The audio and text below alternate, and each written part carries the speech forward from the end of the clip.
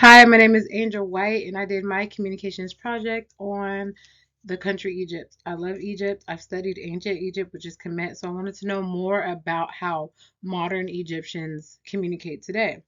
Egypt is one of the world's oldest civilizations, as many of us know. They have a lot of old traditions that shape the way that they communicate today. And communication is not about just words, it's about gestures, symbols, clothing, cultural traditions, and things that reflect the values and beliefs. Understanding different communication styles helps us to recognize cultural differences and be more respectful to people around the world.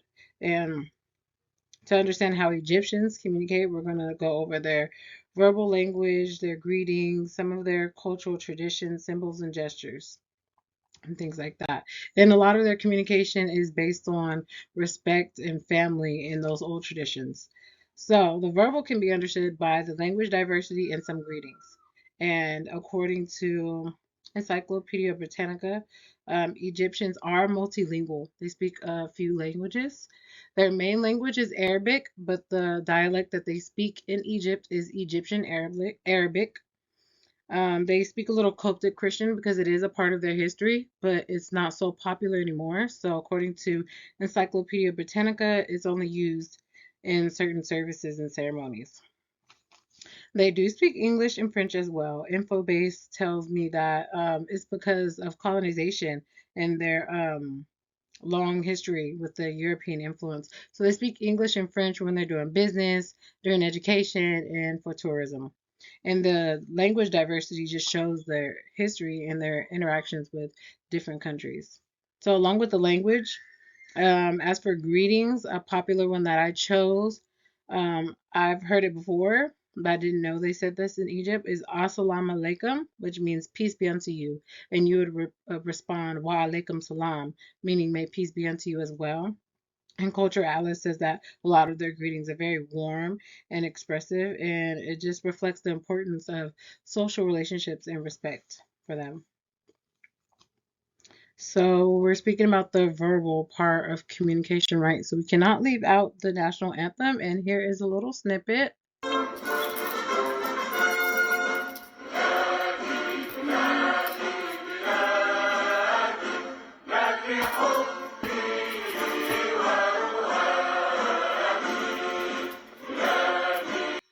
You hear my son singing a little bit, but they say Biladi, Biladi, Biladi.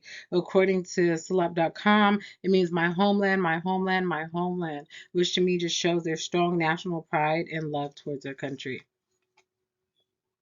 Overall, the part it reflects emotion and respect in their cultural identity, but we have to include the nonverbal part that enhances um, communication, right? Nonverbal without words can reveal cultural values, and according to Professor Cooley, the nonverbal includes gestures, eye contact, vocalization, symbols, clothing, and rituals as well. So Egyptians, they like to greet with handshakes, only men with men and women with women. And also same with greeting of kissing both cheeks, only men with men and women with women. They have a little closer personal space than we do over here, but that's only if they know each other. Because the men and women would usually stand a little further apart if they didn't know each other and just like bow to each other to be respectful. They have a lot of eye contact, only if they are men and women, or if they knew each other. Because if you're a man and a woman that didn't know each other, you wouldn't have strong eye contact. And they use a lot of hand gestures. According to LinguaMid, they use a lot of hand gestures when they speak. So this is another video off of LinguaMid that explains just some of the nonverbal things they do. And this is a sound that women make for celebrations. It's called Zagruta, and they do this especially at weddings. So here's a little clip of that. If you are in an Egyptian wedding, you will hear it 100%. It's like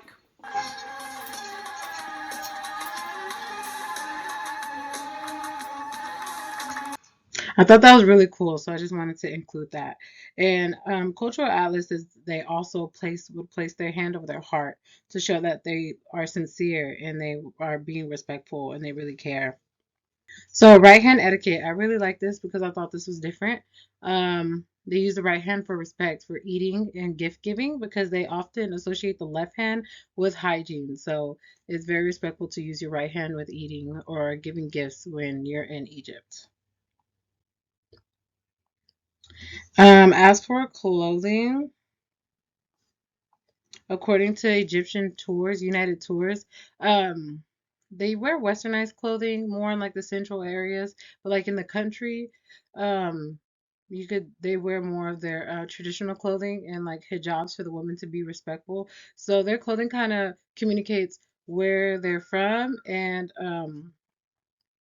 their age because the younger Egyptians would wear more westernized clothing and the older Egyptians would stick to their traditional gowns. As for symbols, some of the most common religious symbols used according to Egyptian United Tours are the crest and the star for their Islamic population.